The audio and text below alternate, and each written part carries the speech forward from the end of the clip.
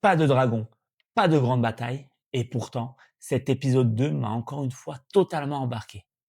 L'épisode dure seulement 33 minutes. C'est vrai que pour une série, ce n'est pas énorme, mais il se passe énormément de choses. On en apprend beaucoup plus sur le chevalier qui a recueilli Dunk. Un personnage qui avait l'air d'être un joyeux fanfaron et que Dunk continue d'admirer profondément. Il en parle avec beaucoup d'éloges, mais on comprend surtout une chose. Il a combattu aux côtés de beaucoup de monde. Et pourtant, personne ne se souvient vraiment de lui.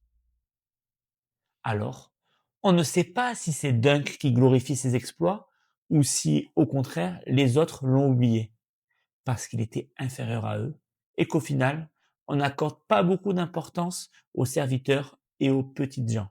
On est toujours plongé dans la ferveur du tournoi. L'ambiance monte. Tout le monde est fébrile. Puis, il arrive la famille Targaryen.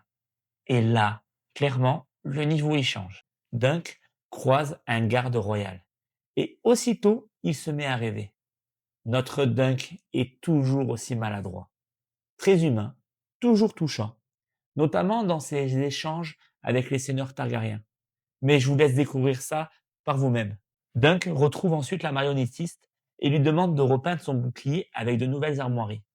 Un vrai moment symbolique pour lui. Lionel Baratheon l'embarque ensuite dans un jeu de tir à la corde. Un moment simple, mais très efficace, qui nous permet d'apprécier la vraie force de notre chevalier.